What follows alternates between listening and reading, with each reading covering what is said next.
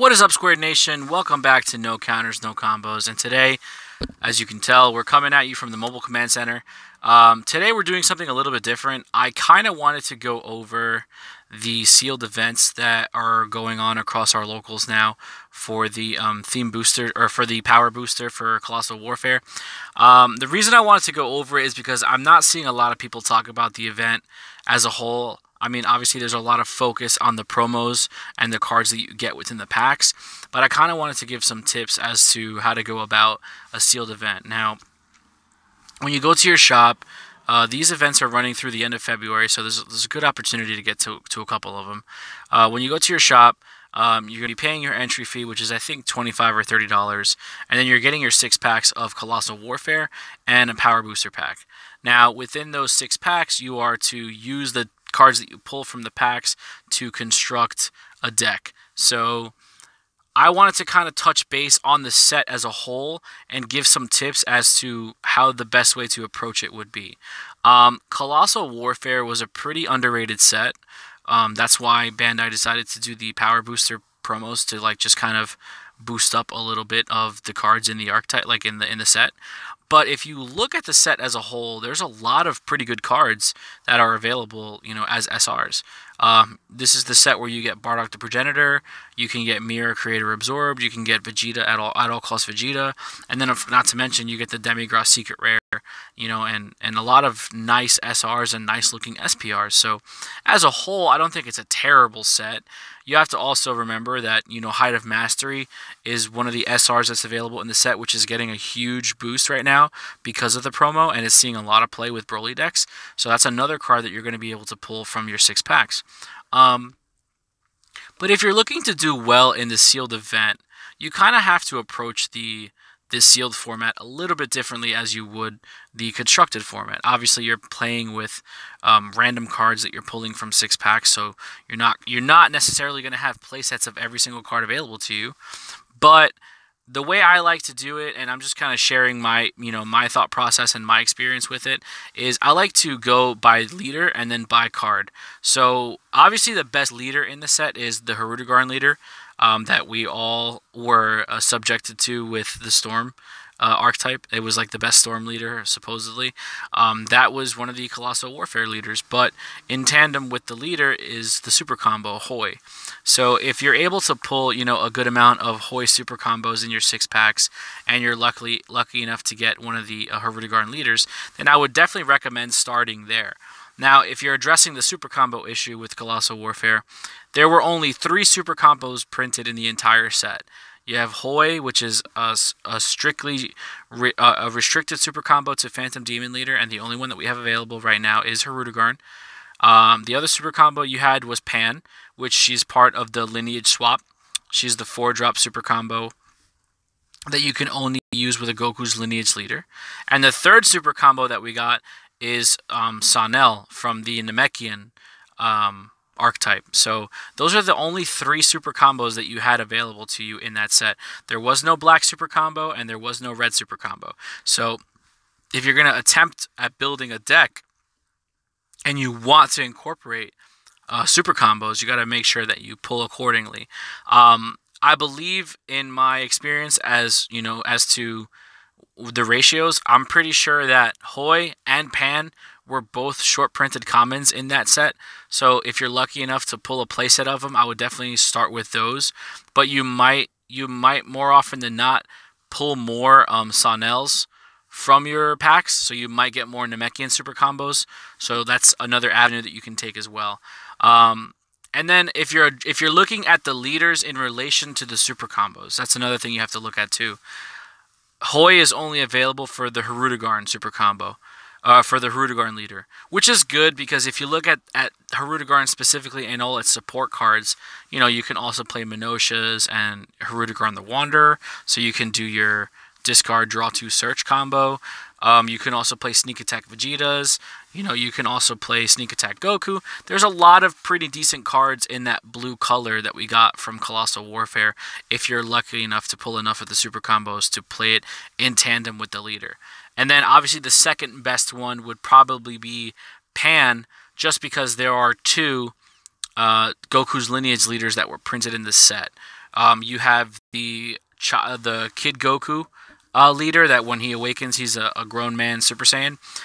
Basically, his effect is attack, discard a lineage, and draw two.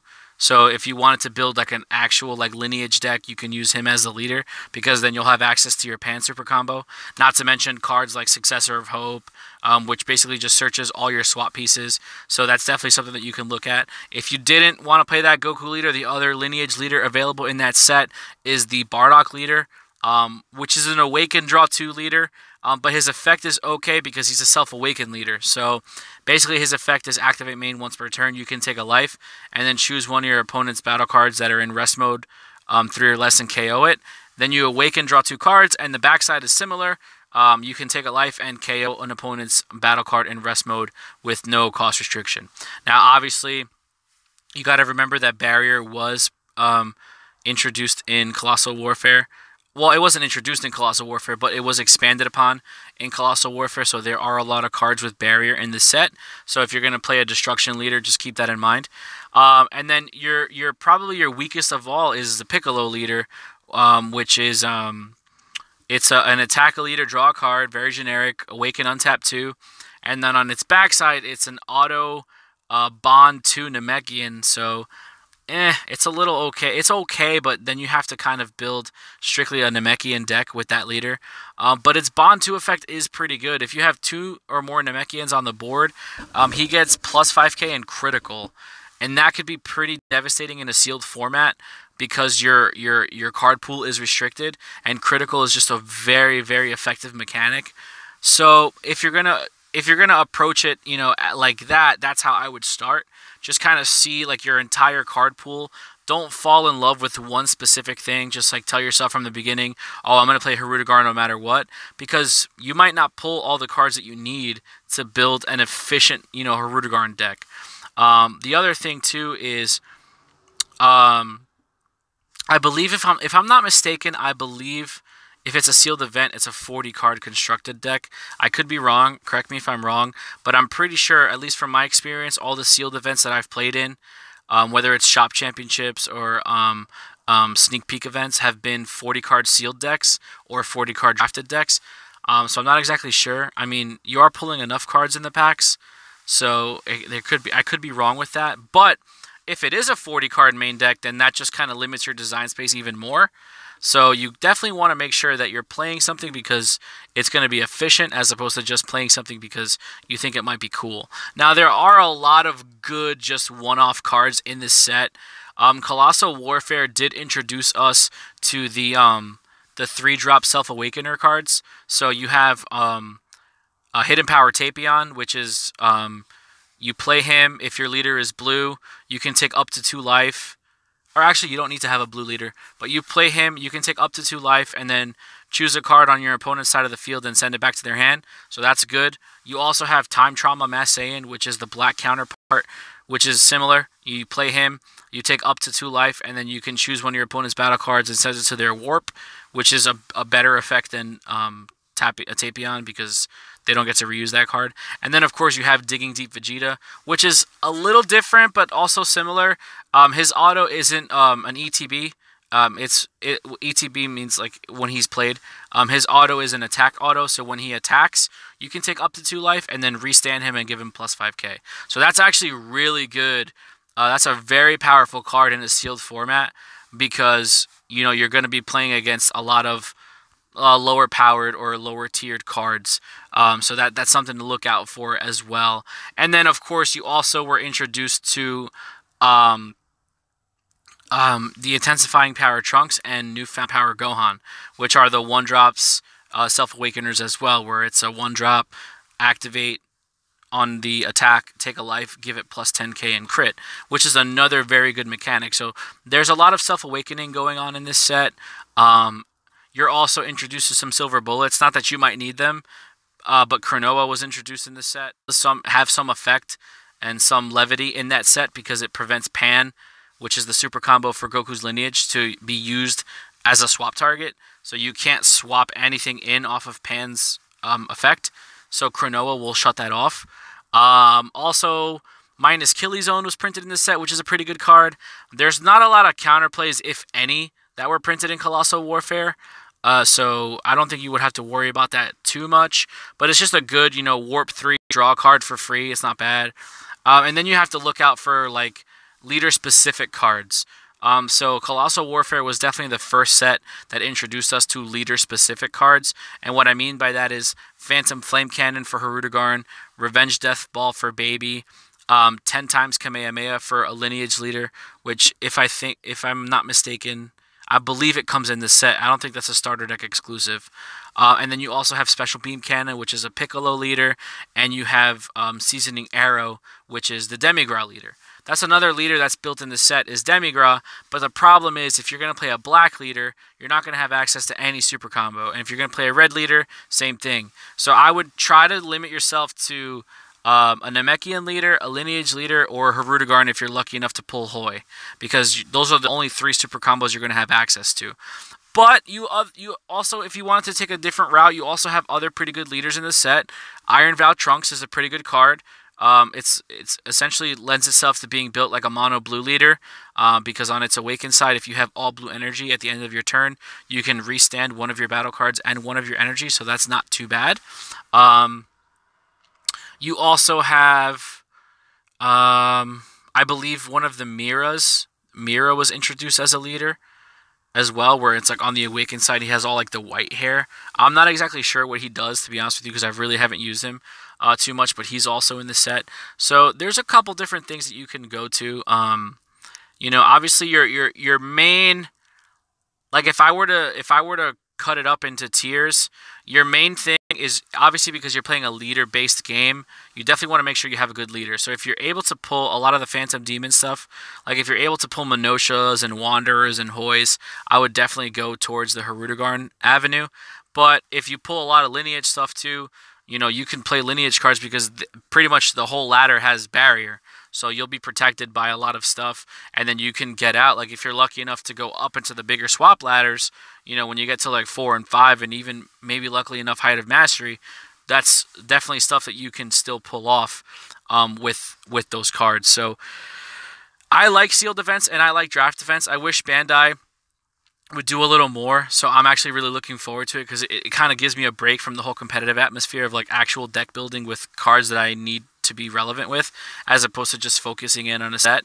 I would like to see more draft and sealed events with the theme boosters, because I think those sets just lend themselves perfectly to a draft or sealed mechanic or playstyle. But I just kind of want to put out this video and let you guys know that they are fun events. You know, I encourage you guys all to try and go out to these events and support your LGSs and try to get your hands on some sweet promos, especially the Path to Greatness Goku. That seems to be like on everybody's radar right now. And just have fun with it. I mean, the prize support, I mean, you're playing for sleeves essentially, so it's not all too great, but I know some locals have been kicking up the prize support. So I feel like you should just go check it out, get your hands on some cool promos, and just kind of have fun with it. And, you know, just take that into consideration when you're building a deck through a sealed event, that your design space is super, super limited. So don't just play a card because you think it might be a really powerful card. You want to make sure that you have synergy. So you might be playing some cards that you would have never thought of in the past. Also, quick shout out to Eggman. I know, congratulations, he just went over 1,000 subscribers, and that's really huge. If you guys haven't subscribed to him, please go check him out. The Eggman on YouTube, he puts out really good content. And shout out to my sponsors, my teammates, and my partner, Computer and Gaming Universe. Obviously, we wouldn't have basically we wouldn't have a channel if it wasn't for Computer and Gaming Universe. And shout out to all you members of the Square Nation. Thank you guys so much for all the continuing support. You know, going into our second year here on the channel, we're very, very excited for 2019. It's going to be a big year here. And as you can notice underneath me right here is this spicy little logo that was designed. Shout out to Don Bull. I hope I'm pronouncing your name right, man. If I'm butchering it, I'm really sorry. But Don Bull does fantastic work. He develops, you know, graphic images for a lot of YouTubers, banners for your channel. He does playmats as well. So if you guys are looking for like custom made stuff, definitely check him out. He's in the Facebook group. Shout out to you, man. Thank you so much. And that's pretty much it. That's pretty much all I have to say for your sealed events. Just have fun with it, and hopefully you guys get the promos that you're looking for. And you know, we wish you the best of luck on your search for the path to greatness Goku, because I'm pretty sure that's what like everybody's going after at this point. But we're gonna get out of here. Thank you guys so much for watching. We'll see you in the next video. Be there or be squared.